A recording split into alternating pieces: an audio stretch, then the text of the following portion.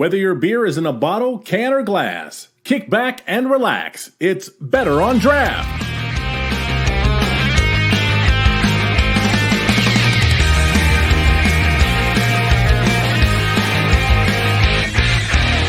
Welcome, everybody. Episode 324 of the Better on Draft podcast. My name is Ken. Thank you so much for joining us. I truly appreciate it. We are back after being off for a week, and we are excited as we have one of my favorite breweries to introduce. But first, let's go over all the hosts. We have Wendy. Wendy, what are you drinking over there? I am drinking one of my go-tos, the Alaskan Husky IPA. And Dan, what do you got over there? Going hard with this Rochester Mills Peanut Butter Cup Milkshake Stout. We definitely bought many cases of those beers when you were in town last week for or 2 weeks ago for the Loaded Dice Show. We do have a guest host today. Rob, why don't you introduce yourself? Tell us a little bit about yourself and, of course, what you're drinking. Hi, I'm Rob. I live in Indianapolis, which is a surprisingly underrated but great beer city. And I am drinking a wonderful Taxman brew, the Peach Brandy Barrel Exemption. And for myself, I am drinking the Alaskan Amber, and I am swinging it down with the Alaskan Pilsner. Enjoying both. So our guest in studio today, all the way from Juneau, Alaska, we have Marcy and Geoff Larson. Why don't you guys introduce yourself? Tell us a little bit about yourself and, of course, what you're drinking tonight. I'll go first. I'm Marcy Larson, married to this guy who came up with the great idea to start a brewery a bazillion years ago and made it work. And he's been a great business partner and fun guy and super great chef on top of being a good brewer. So I get to do a lot of the pickup work. I do the paperwork. I keep him organized and on track. So that's pretty much my role. And happy to be here. Yeah, and well, I was fortunate enough to meet Marcy in Montana as I was trying to hitchhike to Alaska. Didn't make it the first time, but she was doing the books at the Glacier National Park in the evening, and I'd cook her breakfast at 4 a.m. I was the shorter to cook, and I went back to get my degree in chemical engineering, and lo and behold, she got to Alaska before me, and I had to follow her. I didn't take the hint. I had to move from the East Coast to Alaska, to the disappointment of every single man in a small town called Gustavus, Alaska. I wasn't really very well accepted at the time when I arrived. She was one of only two single women in the town. So they say the odds are good for women in Alaska, but the goods are yeah, the odds are good, but the goods are odd. Well, I want to start off, as a lot of people who listen to this show know, you guys make my favorite style of beer, which is an alt beer. Alt style ale that you guys currently make, which is your Alaskan Amber. What was the theory behind putting all your eggs behind the Alaskan Amber? Like, why an amber and not a lager? I know it was a couple decades ago that you started, so IPAs weren't necessarily crazy, but why necessarily an amber or an alt style ale? You're making me thirsty. I have to pour a beer. I'm sorry. Go for it. It's the Amber. Yes, go for it. When we were looking at the platform of being able to sit there and talk about beer and try to make people understand what the unique characters of beer can give an individual as far as flavor. One of the things that we knew we wanted to do is talk a little bit about the history of brewing in Alaska, because brewing has been historically significant anywhere in the world.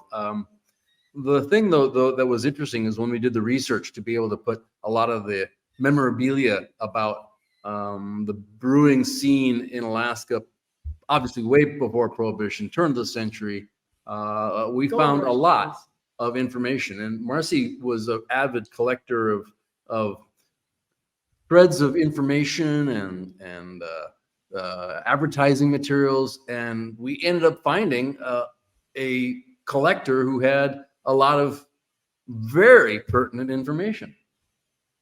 It was pure accidental, but the way it all worked out is the Amber is actually based off of a Gold Rush era recipe from the Douglas City Brewing Company, which is just the island across from Juneau here. So it made sense. It was a local brew come alive again. We were able to homebrew as close to it as we thought was the brew that they did back then, which had some unique characters to it. But it tasted awesome. And it was like, well, why not do something historical and good? That it has double whammy for us. So the recreation of Alaskan Amber really has to do with a throwback of what was maybe being consumed 100 years ago. Obviously, we didn't have the yeast of 100 years ago, but there were interviews of the brewers' challenges that came to light. And one of them is the fact that it was a very cold environment here in Alaska. And even though the only yeasts available here were the ale yeasts, it was a cold fermentation that really has kind of dominated the approach we had to making this beer. And alt, obviously, is the German word for old. The old way of making ales, cooler fermentation, that really was the lead-in to this beer, coupled with the fact that the brewer was from the old world, and he was getting his hops from the Austro-Hungarian Empire. Now, keep in mind, this is pre-World War I. I'm not into history to the point where I can really give you the nuts and bolts of it, but what we ended up having to do is find these hops at the time called Bohemian hops, which now are Saaz. And we were buying these hops from, at the time when we started in 1986, from the Czechoslovakian Iron Curtain venue. And even though that sounds really complicated, I can't imagine what the brewer did back in 1907 to get hops from that area to the last frontier. But you asked about the Alaskan Amber. That really is many things that we like to embrace. One, colder fermentation. That's a much more subtle expression of the yeast. It exemplifies maybe some of the more subtle characters of malt. And then the rarity of the hops back turn of the century meant that the brewer was using them only to balance the malty characters. So really the amber has much more of a malt kind of presence, but the image on the label is of, I don't know if you can see it, it's of a fisherman. Fishing boat. It's a fishing boat. You got it.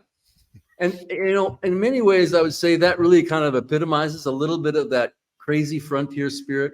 What the hell were you thinking starting a brewery in Alaska? Well, I think that's the bit of what we embrace. We're dominated by where we live, and that has made us do what we do.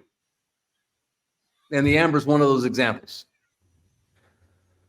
Well, my follow-up question is a little bit more into the beer and the style, because Amber sells, but alt beer doesn't. So I guess, what was the choice of calling it an amber, and why do you think even in 2023 that we still fear using the names like alt or ESB or something else like that? That's a good, that's a good consumer question for sure. Because we had a wonderful ESB that we loved, that we produced back when it won a lot of awards. But you're right, people were scared of a bitter, scared of ESB, and that kind of just vanished on us. It was a bummer. Yeah.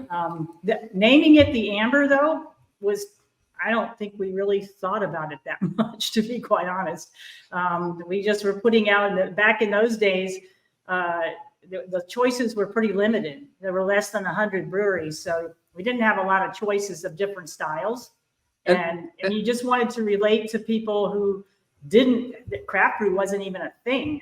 It was just, what are you making and how can you describe it? Can you have that's a really interesting question, because I would answer it in like almost a two-dimensional way. Not to say it's simple, but the dimensions of the past, when we started in 1986, the craft brew scene was at its infancy. There wasn't really a lot of awareness, and our consumers in Alaska really had, maybe in some ways, some more cosmopolitan characteristics, because we always had to travel. But at the same time, we were a little bit more homegrown. So style specificity in the early days, the vanguards of like the Michael Jacksons of the world and the like that wrote about beer, not with the sequin glove, but with the golden pen. Really, when you talked about those type of stylistic specificities, it went over a lot of people's heads. And I think at the time, really what we wanted people to do is accept the beer for it and not tell people what they were going to taste. Let them make their own designation. Now, fast forward, when I say 2 dimensions, I don't mean in Euclidean geometry terms of just 2 dimensions, X and Y. I'm referring to today, when we start looking at stylistic designations, there's an attempt to use them to inform the consumer. But let's face it, when you start talking about black IPAs, you're talking about the oxymoron of oxymorons. These black IPAs are using American hops. They're not from India, and they're not pale. And by gum, I bet you there's a black IPA lager. And at the end of the day, I think the idea of descriptors has morphed a bit to try to help people guide them into the flavor journey that we all embrace and love. But I think it's different now. And with the variety and spectrum of flavors that are out there, really in some ways, we sometimes will cloud the real issue of enjoying a beer because it happens to appeal to you personally with maybe way too much specificity.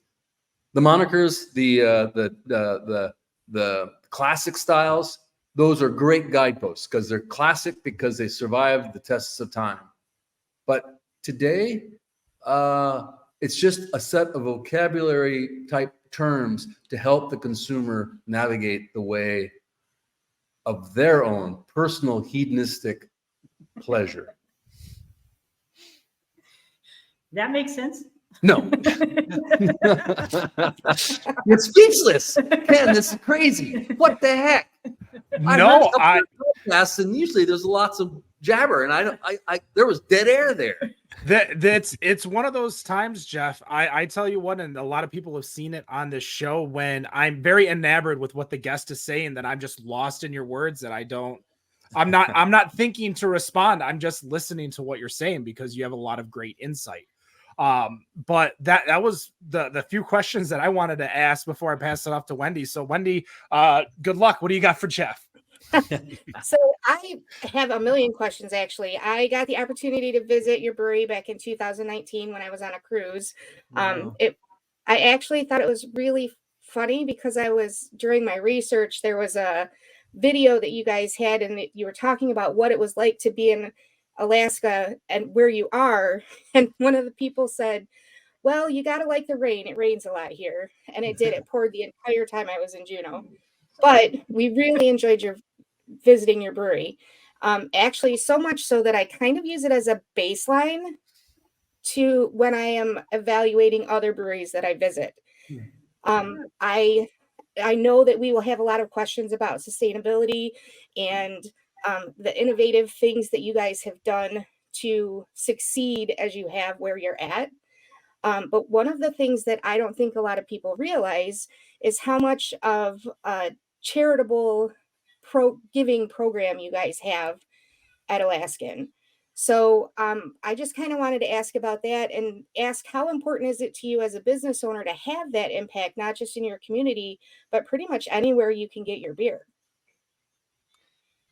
Well, that's kind of, that started because we're in Alaska, and Alaskans just do that. I mean, we're small enough that we're able to help out our neighbor. We're able to, if there's a boat at all in distress or adrift, we go get it. Alaskans do kind of rally and look for each other all the time. So it's kind of a way. It's a way of life, really. Yeah, it's a mindset. It's a mindset. Giving has always been really something that we always intended to do. In the early days, we were like a sneeze away from going bankrupt. So, that you couldn't do too much, but you could always give effort, even if you couldn't give monetarily. And so we've just kind of built the brewery around that. Our brew crew, if you were at the brewery, then our brew crew, everybody, even in the tasting room, the tip jar is dedicated to a nonprofit. Nobody keeps their tips. All the tips go into that tip jar, and that goes to a nonprofit that the crew vote on each year to nominate one specific nonprofit that receives all of those tips. We do other things too, but that one gets all of the tip jar, which is kind of fun. and that generated from everybody who works here. It wasn't our idea, it was everybody. So, I mean, it really is kind of a way of life for us. I mean, over in the Midwest, we're doing stuff all the time with various charities, and we have donation pages. And I mean, there is a lot of need, unfortunately. There's a whole lot of need. So wherever we can help that makes sense, we don't, unfortunately, even though we're very family oriented, we don't donate to kids stuff because of our alcohol bent. And so that's something we promised the folks at the alcohol awareness group up here that we wouldn't do. So we stay out of young underage stuff, but adult stuff, the Husky, you had the Husky there. We do pints for paws and ales for tails and all kinds of stuff with that. Yeah. And, But you know, Marcy, you hit on something that's interesting, and I think, and I would say it's in other places, but maybe less obvious. But there are certain things that you know, in Fairbanks, Alaska, and when it gets to be really cold, it's a crime to pass somebody who's hitchhiking because it's so cold. That person is in distress, Right. and even though that kind of clouds the intent of altruism and the like. But I would have to say, when I first moved up to Alaska, I was following Marcy, went into that small little town, and there were only 90 people in the town. And not that everyone got along. In fact, there was probably some really divisive issues, whether they be personal or whatever. Or political or religious, doesn't matter. But when we would have a gathering, everybody was invited. I mean, and so this is a town of 90 people. And so somebody would host this gathering of 90 people. And lo and behold, if somebody did not show up, somebody in the gathering would be tasked to stop by their cabin and make sure they were okay. So because this town was remote. So this is before cell phones. This is before communication linkages. Somebody really had to stop by the cabin just to make sure that they weren't hurt. I think, again, that kind of epitomizes that feeling of intimacy and community that gets driven home all the time. So when we start talking about that sort of feeling towards others, you know, I know that's pervasive in many different enclaves, but I'd say it's especially prevalent here in the largest state of the union with, if not the smallest, one of the smallest populations. if that answers your question. It does. So, why Alaska? Oh my God. We love the outdoors. Yeah. We love the adventure. We're both from the East Coast, and in between college years, we're spending our summers working out west at national parks because we love outdoors, and it was a job that paid enough to pay the college bill back then. So, and I actually was the one who saw pictures of Glacier Bay over here near Gustavus, which is where Geoff is referring to, which is very close to Juneau. And I just went, whoa, we got to go check this out. So I came up and worked a summer, fell totally in love with the outdoors. And that's kind of what gets you. If you like the outdoors, the scenery here is breathtaking. It's dynamic. There is so much going on. I mean, right here in our little town, you know, here of 30,000 in Juneau, we're on the salt water, but we're right by glaciers. We're right by we're right in the midst of a rainforest. We have the fifth largest ice field in North America. So you can heli-ski any day of the year. You can ice climb, you can go fishing. There's so much here. But you know, that's one thing that I have to admit, when I left friends and family down in the lower 48 to come up here, there was many years where they would ask, you know, well, when are you going to come back? When are you going to be over this phase? Those are terminologies they use. Our parents would say, when is this phase over? Yeah. But the thing is that I would have to say that there's no question beauty is that first hook of interest, that again, appeal of the natural wonders, the awe-inspiring vistas and experiences.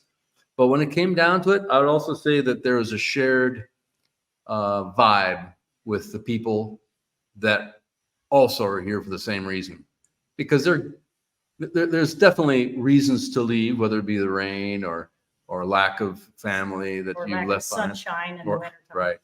But I would have to say that shared appreciation, and then also I'd say a fair amount of the fact that you are leaving maybe sometimes lots of your friends and family behind, opens your own psyche to accepting new friends and new family.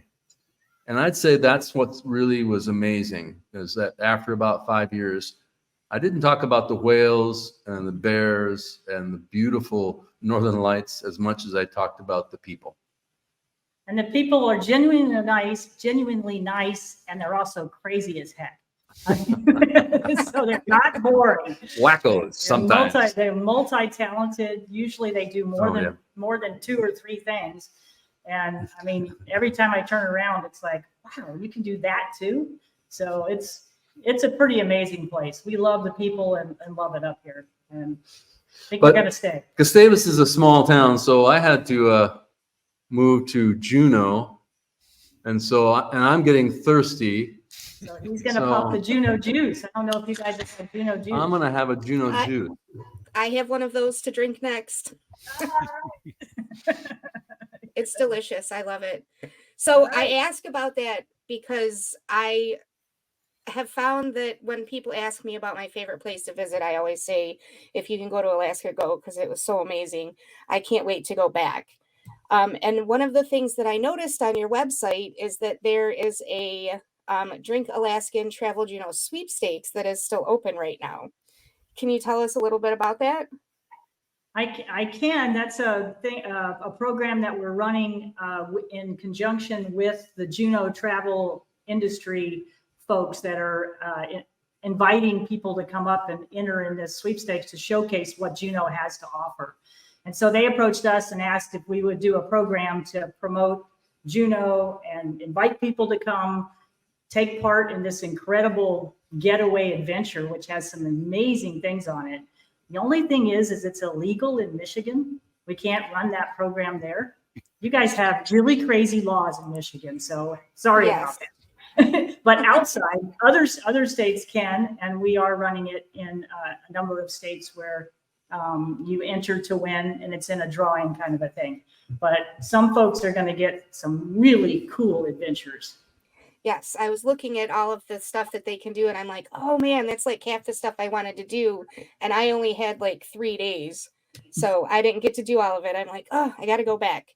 There you go. So I want to go back a little bit to touch on some of the things that you guys have done to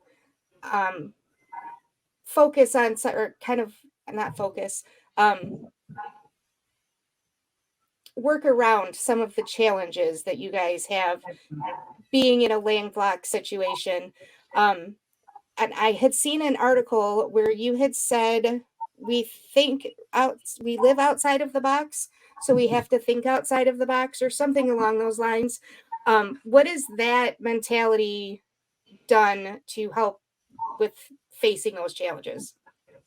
Well, I could give 2 examples, one of which that probably is fairly well known, is we were the first craft brewery to capture our CO2 from fermentation and purify it and use it within operations. Carbon dioxide is a very important gas that's used to purge out bottles, cans, kegs of air, tanks, so that you can make the beer and not have it oxidize, and you can extend its life. But carbon dioxide typically comes from burning fossil fuels and then purifying the carbon dioxide so that it can be used for food grade applications. But here in Alaska, we were off the beaten path. So it's interesting that sometimes, like I said before, our location really inspired us to think differently, because we couldn't just call up and have somebody come in with a tanker of carbon dioxide and deliver it like they would in any other place that's connected to the road system.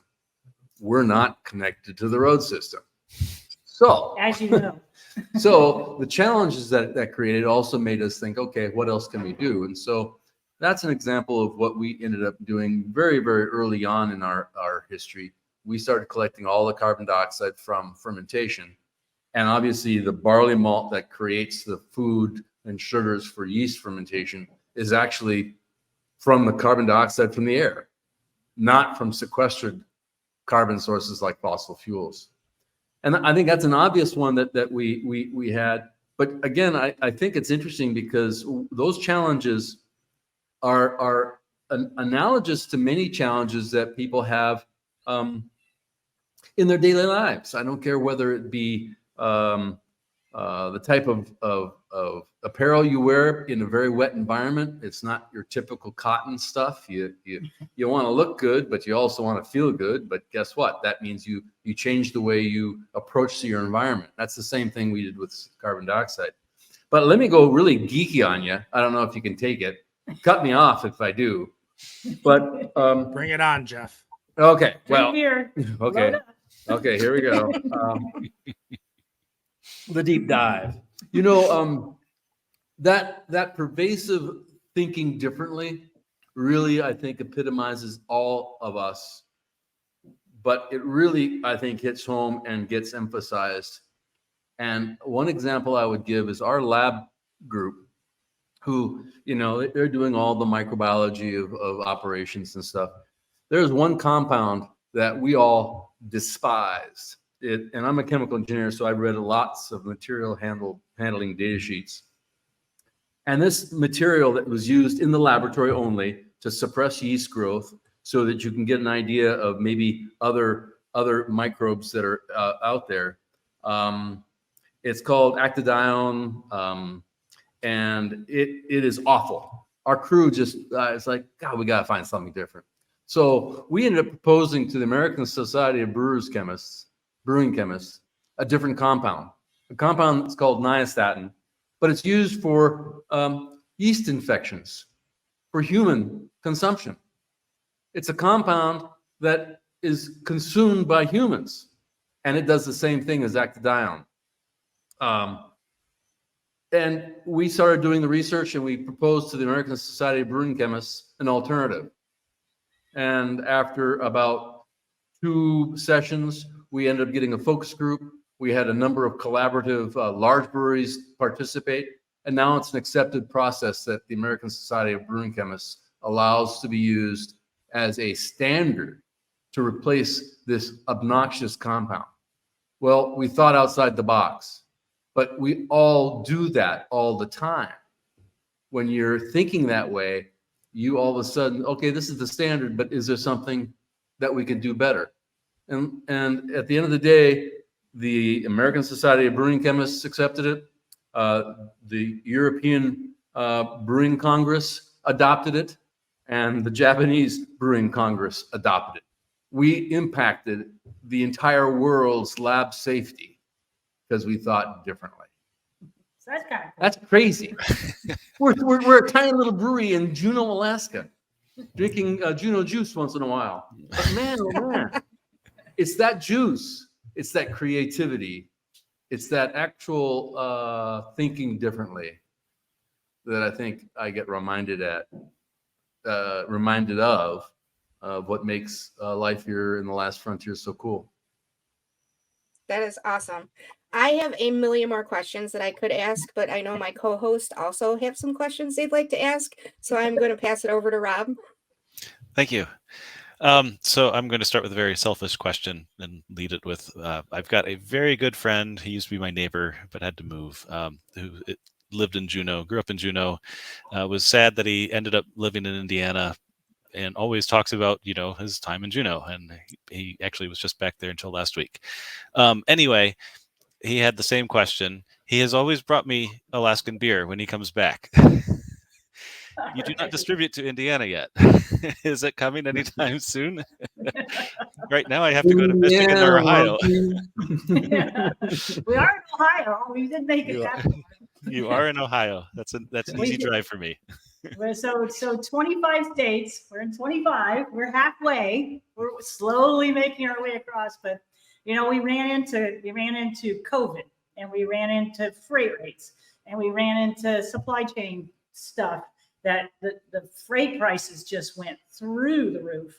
And so you don't want to pay that much for our beer. And we don't want to charge you that much for our beer. So we are waiting a little bit to let those freight rates go back down, which we think they will. It's not going to be a forever thing. And it's already starting to get better than what it was.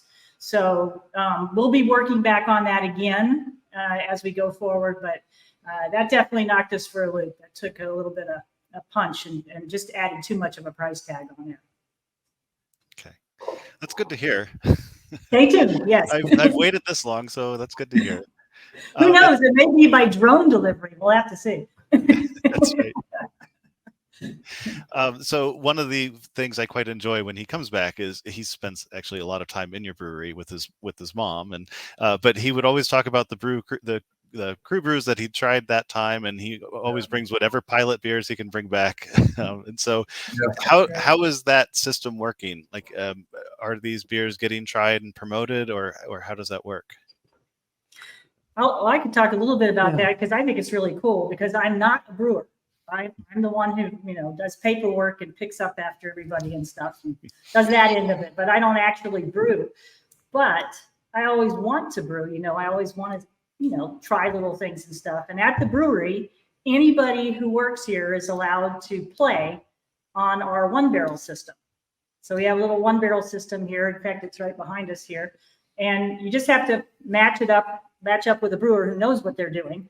And then you collaborate and you come up with whatever recipe you want to come up with and you brew it. And then I would say probably 50% of those go down the drain, but 50% maybe go in our break room. And in our break room, our crew samples and makes notes and stuff. And we have something called a shifty. At the end of every shift, we get a beer. And so that's our shifty. And if your brew is a popular shifty, then you have to, in order for it to continue, you have to go back and do it again. So it isn't a one-off wonder. It's got to be repeatable. So if you can repeat it and it still is popular, then it goes into the tasting room for the consumer to sample, where your friend got the chance to have it as a crew brew. As a crew brew. And there it gets public opinion outside the brewery and from all different folks, and it gets evaluated.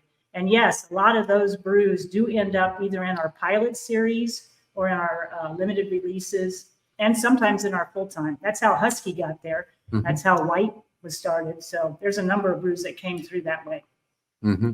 And then the other thing we do too is we have a 1-barrel system, a 10-barrel system. The 10-barrel is the one we started with. And that's the one we do the crew brews in. After you do it twice, then you scale it up to a 10-barrel. And then that goes around for the public.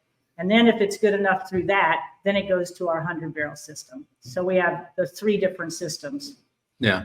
And we didn't buy them in the right order. No. We started with a 10-barrel system, and then we got the 100-barrel system, and then we were doing all our play brews on 10 barrels. It's really tough to dump 50% of your 10-barrel brews. So the 1-barrel was a good idea. But that's it. I think also kind of gives everyone a grounding in the focus on flavor, focus on the process, and the teams are not just necessarily focused from one department. There really is a cross-departmental approach, and so obviously it's, as we all know, there are some glory hounds in the worlds of any particular discipline, but the glory hounds are important, but all the support behind those glory hounds really account for way more than 50%, way more than 75% of the real work. The old adage, 1% inspiration, 99% perspiration. So everyone knowing what's involved, finally to get the end product consistently, is kind of the little bit of the icing on the cake of that whole process. But the real meat of the cake is the fact that we can put out beers that we really feel good about and tested and vetted when they get out to the consumer. That reminds me a lot of New Glarus, another husband and wife team brewery, where all of their employees get trained to be tasters of the product, and they get to try it at the different stages and all that. Yeah. Mhm. right? Yeah, we have taste panels that we run at 10 o'clock in the morning, and we rotate through it, and it's fun. It's really amazing. You learn a lot, but you can't drink coffee until 10, and that or after the taste panel, and that's really a detriment sometimes. So I'm thinking back to a couple of the beers I've had brought back for me that have been wonderful. And you've used interesting ingredients like spruce tips and birch syrup and alderwood, well, especially the smoked alderwood. Do you have any other local flavors you're looking at or things that I maybe not have gotten to try yet? Oh boy, yes, yes, and but you hit on some, I think, really neat, iconic signature product raw materials that we really enjoy the story. So like for the spruce tip, I'll just kind of digress. I'm not going to answer your question directly, which is my prerogative, not necessarily what you want to hear. But Captain Cook in 1778 on his second voyage looking for the Northwest Passage, which now does exist, regrettably, but he was looking for it, but he was well known as a brewer on board. But as importantly, he was well known for the health of his crew because he really did search out local foods to augment the seafaring larders that were, basically salted meat and no vegetables, no fruits. He searched out the local ingredients, but he was also known as a great brewer on board. And one of the local ingredients they used in brewing was spruce. And he was not always successful in making great beers, probably much like our brewing. Sometimes here we have to dump a few, but he used spruce, and he made 14 references in his journals having to do with making beer with spruce. Sometimes spruce boughs, but he said specifically the new growth spruce was especially appealing to his crew. And I'd have to say that historical significance is grounded in real scientific significance, because we did some oil fractioning studies and found that the noble hops of the brewing world had specific fractions that were identical to the fractioning of spruce tips. Most people think of spruce as a pitchy, piney kind of like evergreen, which it is, but the new growth is the new sap runnings. Much like whether it be maple syrup or birch syrup, that new runnings is high in sugar and actually has a very low component of some of those terpenes and the like. As it grows older, it does get that turpentine-like character. But really what it has is a real almost berry-like, fruit-like character. Citrusy. It's beautiful. And he used it. And so we tried to sit there and kind of really take the inspiration of the past as a way of expressing today what was appealing to people centuries ago. You know what? There isn't that much difference with the same products that could be appealed to those taste sensibilities of today.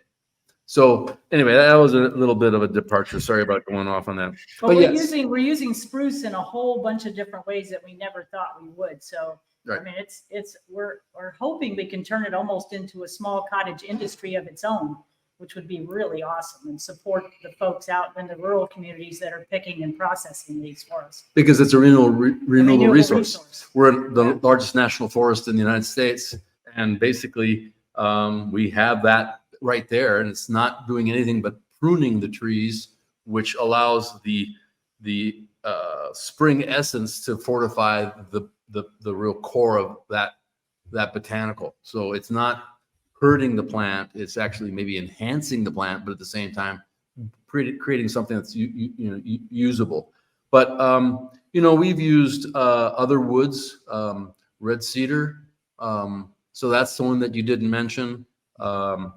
You look at the use of woods in many products, whether it be oak in the making of certain beverages, or like you said, the alder, which is what we use traditionally as a hardwood that makes the dry environment for preserving meats and fish, smoked fish. We use the alder as a heat source to smoke some malt, but actually roast the malt. That's what makes smoked porter I think one of those first exposés of departing from the norm that we did back in 1988. Smoked beers weren't even on the horizon in the U.S.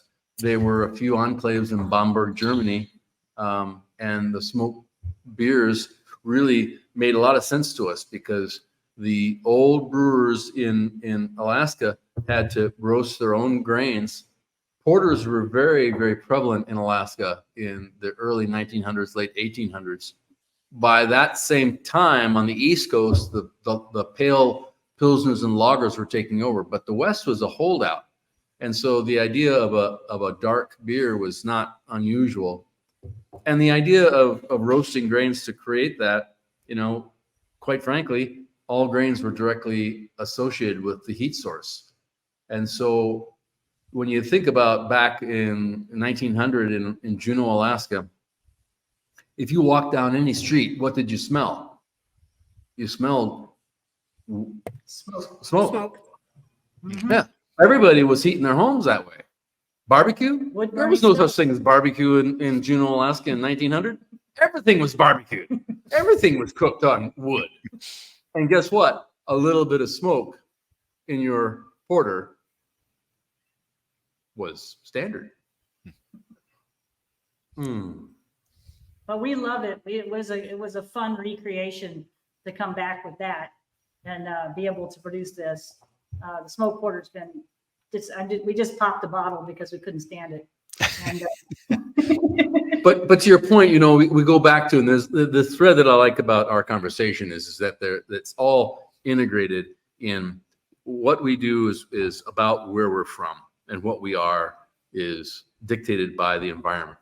And so being stewards of the environment is sometimes due to necessity, but sometimes it's due to your ethic allegiance to why we're here.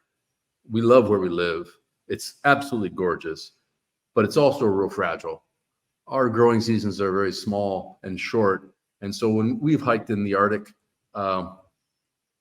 those footprints last a long time in the Arctic tundra, a lot longer than most other places. And it really gives you a sense of responsibility, awe, because when you make those footprints, no one else's are there, but also a sense of, oh my goodness, how do you preserve this? How do you nurture this? And how do you take care of it? And the spruce tips has been a great example of having that is not hurting the trees at all, and it's helping growing seasons and everything. So it's definitely a renewable resource that's going to be, we hope, will be a good solid industry down the road. Well, we also thank have berries. The other thing is berries too. Oh, yeah. That's what we didn't mention, but we have berries, we have, plants, we have spruce tips, we have wood. There's a lot of things up here that we play around with. Thanks. Well, thank you. I am going to let Dan get a question or two in. All right, excellent. I'm going to go back to, just brewing in general in Juneau. I couldn't find the answer to this. Is all of your beer that's distributed made at your brewery, or is it contracted out? Right here. Everything that has Alaskan Brewing Company on it is made in Juneau, Alaska. Excellent. So, going back to ahead. the Indiana question, that's really, it's all about transportation and that challenge. But yeah, sorry about that. Didn't mean to interrupt you, Dan. No problem at all. Go ahead and tell us about the challenges you have with shipping. Like you mentioned, you're not connected to the roads where you're at. It's a really unique area. Talk to us about how you get this beer halfway across the country. Yeah, well, I have to say when you talk about the dry, uninteresting reality of how do you make beer and then keep on making beer? How do you make it sustainable? There's a sustainability question in regards to the environment, but then there's a sustainability question that has to do with finances and economics. When we started, I'd have to say our banking relationship had those same questions. And at the time, what was interesting is that the second largest user of shipping services in the world, the second largest, was Heineken. Because Heineken was distributing all over the world, and the Heineken in the US at the time, not necessarily now, and I don't want to get myself in trouble here, but at the time came from Holland, and they were shipping all over the world. And by the way, the first largest user of shipping services was the US military. So, but the concept at the time too was that here is a novel product. Again, let's go back to that 1970, 1980 period. You know, craft beers weren't there. Imports were the unique flavor profiles that people searched out. And in 1986, 3% of all beer consumed in the US was imports, 0.3% was craft. So that is a different era. But, you know, you're looking at the fact that how do you create products that are unique and then get them to market? We were looking at the paradigm at the time of the major breweries weren't interested in having this huge bouquet of malts and hops and yeast profiles that we were striving for. So yes, the challenges of economics and transportation are huge. So for us, you know, to back up just a little bit, yes, we're remote up here. There is no road in or out. The only way we get stuff is either by boat, as Wendy talked about, on coming in and out on the boat line, or which is barge for us, or by air. And air is super expensive. So it pretty much boils down to barge lines, traffic back and forth. And it's a 5-day voyage to go from here down to Seattle. So if we get a barge once a week, and unlike our brethren in the lower 48, if we blow it, we're out for at least a week. You know? Yeah. So it made us have to really think about planning and think about, you know, preparing ahead, just as anybody up here in the last frontier does. But that's a unique character. The fortunate thing is that water is the least expensive mode of travel. It's less expensive than trucking, and less expensive, obviously, than air. So that's not the most expensive part of our journey, but it does add a factor on there, and it adds a timeline. And we were very concerned about quality too, because as it's going down on the barge, we have to keep that beer temperature controlled, which once again adds another cost on there, because you don't want it freezing and you don't want it baking either. So. And then even to drill down, even in the shipping annals of you know, transportation costs, there's two modes of shipping. One is container ships, where you look at the connexes, the 40-foot boxes that are stacked up in every port in the U.S. That maybe people are aware of, maybe they aren't. They just look like the box on top of an 18-wheel trailer. But there's container ships that would put those in the hold, and then there's barges. And barges then have a much less expensive cost of transportation, albeit at a longer time of transport. So when you're even dealing with shipping, our transportation routing is less impactful as far as a carbon footprint, but that also means that we had to be very, very mindful on the longevity of our product, the stability. So it goes back to that CO2 recovery. Really, in many ways, you know, we've always focused on how do we maintain the quality of our product when we have these distance challenges. And so I think that also was one of those things that our environment where we lived focused our energies on, to making sure that we did things with that mindfulness, because we knew as we grew and we went further afield, we would be held to the same standard as anybody, whether it be down the street or in the next state or literally across the continent. So So yeah, It's challenges. our location kind of focused our efforts.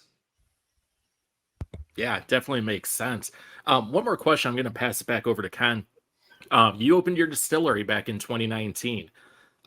Tell us what brought you to do that and how are your RTDs doing? We tend to talk about the market shifting towards that type of drink. Are you seeing that or just tell us about it in general? Well, 2019, we did get a distilling operation along with the licensing. But of course, we know what happened in 2020, COVID, and everything kind of got weirded out. But in light of the fact that really this distillation is really another step that requires all the brewing operations up to that point. So for us, it made all the sense in the world to have that as one additional part of our beverage trade. We did have to sit there and think about, because we had as part of our mission statement, producing internationally recognized craft beers, and we changed that to craft beverages. Because I would have to say that really the experiential hedonistic part of our lives has to do with the food and liquid that we consume. And we're a beverage manufacturer. We have all the infrastructure and the like, and there are things that we can do that it was like, in some ways, maybe a little bit, the industry was telling us there are other beverages that you have expertise in. And so we're aware we have to adapt and change. Much like seasons change, so do we, and we adapt. So how are they doing? They're doing well. They're doing really well. We just released them though. Yeah. They're new. We just got them out here in May of this year. So, and they're only in Alaska at this point. So we had a big learning curve, lots to learn. We weren't distillers when we started. We're learning a lot, and it's a good thing. It seems to be very popular. But I'll weave in a couple threads here. We're in the flavor business. So my goodness. Oh my God. That opens up a lot more flavor. We have huge opportunities to express ourselves. So, you know, we tend to use less sugar by a long shot. I mean, we're 1/3 the bricks of most other RTDs. But we're using spruce. You know, we're using things that are unique to maybe our DNA. And is it fully developed? No, we're not even into the adolescent phase of our distillation growth. Well, you said you're a craft beverage maker, and the two things that I did not see, now, of course, we're not in Alaska and we're not there every day. I did not see any seltzers on your Untapped page. Have you guys made any seltzers or tried doing any alcoholic seltzers up there? Actually, we have. It's kind of quiet, but not up here. We actually have seltzers here that we have been selling for before COVID. Actually, we released them right then. Actually, was it right about then? I would say, well, it's been now like 4.5, 5 years. So yeah, 18. Yeah. And that's something we're getting a lot of praise 2018. for, is those seltzers. They're made with spruce, a lot of them with the spruce tips and stuff. So they're not as sweet, and people really love them. Up here, we outsell White Claw and Truly in the market. And people visiting have said, "Why can't I get these down south?" Well, it's the proliferation of seltzers. There's just no space. There's so many seltzers. But Marcy mentioned the word sweet. I mean, our seltzers are zero carb, zero carb, but the sweetness is a flavor association with the spruce. So while we have a characteristic of being extraordinarily dry, as the seltzer typically is, there is a interesting flavor association having to do with the berry-like characters that are innate to, I think, that spruce character, and it's really interesting. So I think that's one reason why we do so well. But yeah, and also I think to that question, let me take another step too. Is we are also, we're playing with definitely the non-alcoholic sodas and the like.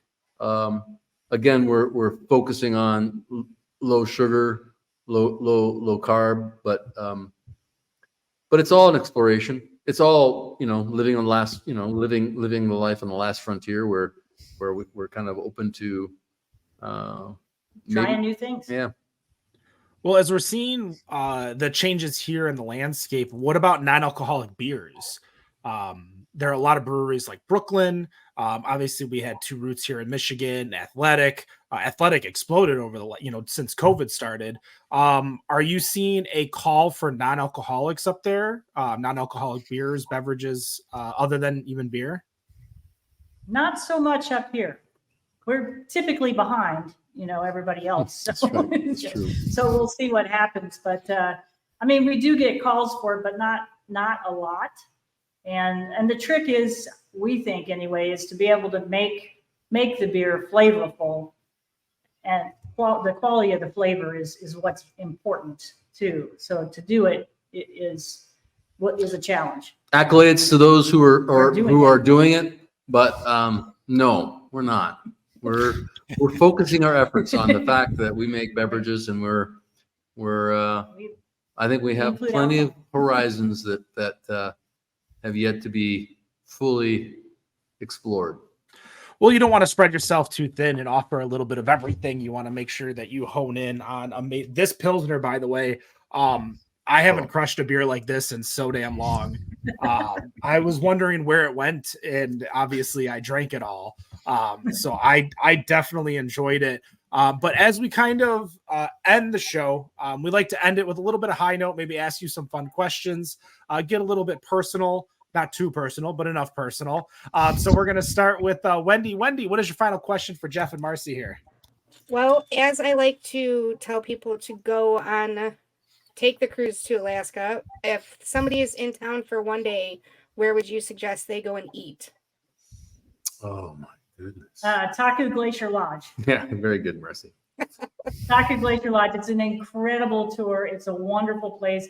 And the salmon that they cook is amazing. And you probably will see a bear at the same time. And it's an incredible story about a place that's really cool. And a place. But it's an incredible story about an amazing pioneer. Her name was Mary Joyce, who basically did things that would mind-boggling today. Would blow your mind today. Anyway, so it's an experiential thing, both culinarily, visually, because the travel out there is spectacular, and then the essence of the story really epitomizes what makes the last frontier. It's people. And that is one of the things offered on that Juneau tour thing you can win. So sign up. It is. I didn't get to go because I chose to go to the breweries in Juneau when I was there. So I visited you guys instead. We're not going to be self-serving like we should be. Yeah. Rob, what's your final question for Marcy and Geoff? What was the last board game or card game you guys played, and who won? Cribbage? Was it cribbage? It was cribbage, and I think he won. Okay. But I won the one before. So it's rematch time. Dan, your final question for Geoff and Marcy. All right, Marcy, I'm glad you brought up bears. I've watched plenty of shows like Alaska Highway Patrol and shows like that. How many times have you had a moose or bear come into the brewery, and what did you do about it? Okay. Oh, let me tell you. Well, no moose. Okay. No moose. We're not in moose country, so that's good. That's one thing that's really interesting is because all of Southeast Alaska was covered by glaciers. As they receded, plant succession and animal succession has kind of been dominating. Long story short is moose are starting to come into Juneau because the glaciers have receded long enough ago that they're finding it. They're finding plant life. We may get moose, but not yet. Right So now it's just bears. we worried about moose. We worried about bears. And I have to admit, I had a rifle just in case, because I was worried about the safety of my staff. It was a 30-06 with a 300 grain bullet, 2,000 feet per second type of velocity. Long story short, never had to use it. Glad. But we had a fence around the brewery, and a bear did get in the fence. And I don't know if you know what a crab trap is.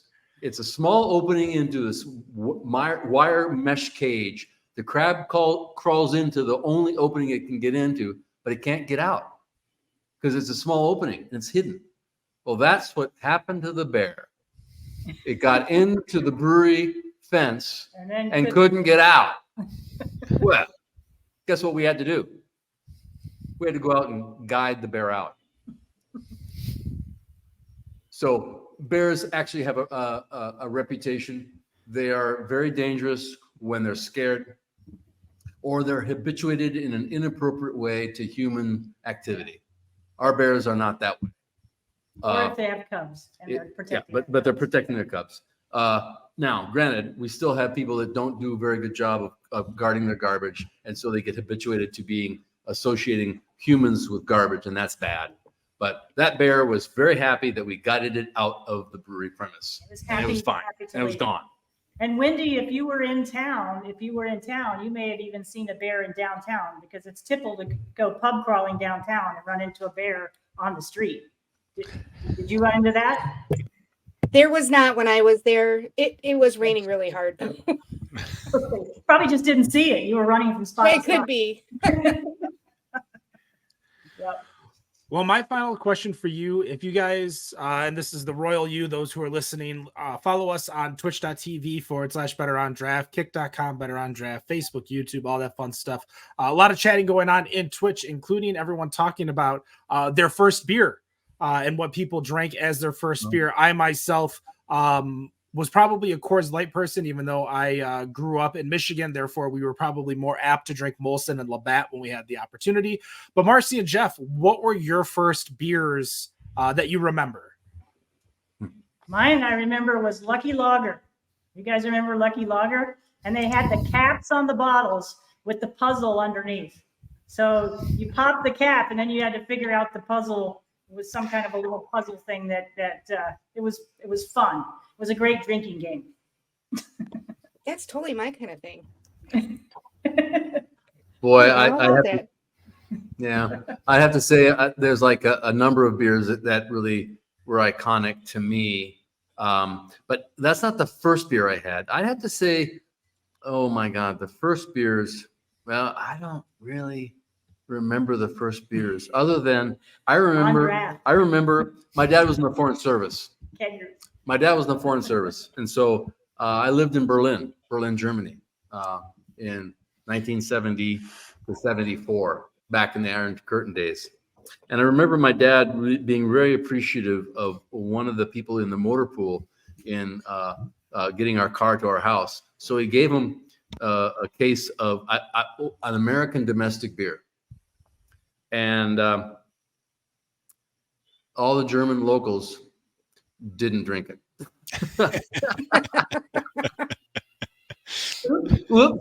So that was iconic. That wasn't my first beer consumption, but it was one of those. Maybe, he was young at that time. Yeah. He was a little underage. At that point.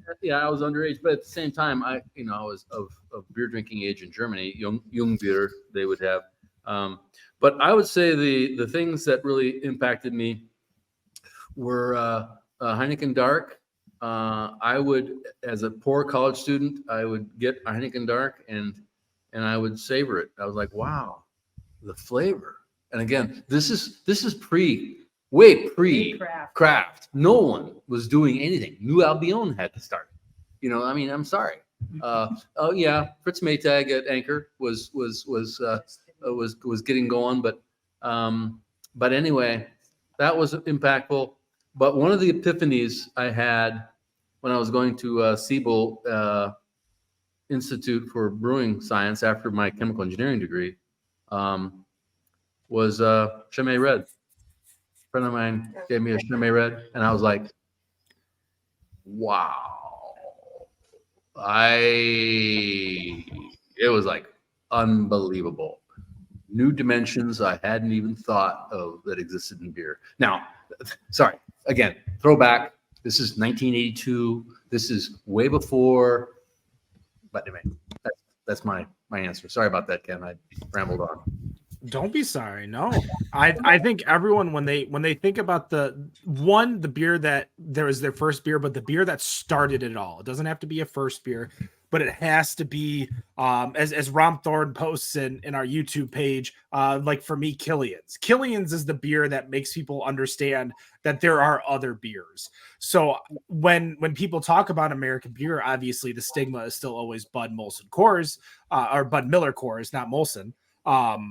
But now that we talk about American beers and American styles and the styles that we have continued to grow and progress, sure, they might laugh at us for our thick lactose milkshake IPAs, but they'll still look at us and they'll be like, wow, that's a pretty good, West Coast IPA. When we had a guy who used to own a beer store in Japan, they clamored for Stone. They wanted the freshest Stone that they could get. They love that West Coast IPA in Japan. So yeah, I think it's important to always remember a little bit of where you came from. And as you're going forward, Alaskan Brewing, where are you going forward? Where are we going to see you guys? Where can we find you? You're in 25 states. Can we order online if we're not in their states? Are you on Tavor? Where can we get your beer nationwide? We are online through a couple of craft clearinghouses, basically. So you go into beerfinder.com or beerfinder on our website, and then look below. If you're not in the area, it says where to go. There's a couple retailers that are listed that do ship beer. I think it's Craft City is the name of one of them, and there's another one too. So there's a couple that are doing that. Hoping to get better at that, though. Right now, we're just trying to get all of our shipping and distribution channels back in play. Perfect. That's alaskanbeer.com. You guys are in Juneau, Alaska. Do you have any other satellite sites anywhere else, or is it just your one brewery and that's where we got to come find you and see you? That's it. Yeah. Come see us. We'd love to see you up here. It's beautiful here. We're having great weather, 55 degrees and cool. It's awesome. Hey, Dan, what's in Phoenix right now? It's about 105. Oh, my God. We got a monsoon rolling in though, so that'll change. Yeah. Oh, great. All right. Once again, Marcy and Geoff, thank you so much for joining us. We truly appreciate it. Go find them. Go drink their beer. Obviously, go drink one of my favorites, the Alaskan Amber, when you get a chance to go out there. And no matter what you think of your beer, we think it's better on draft. Have a good night. Absolutely. Cheers. Cheers.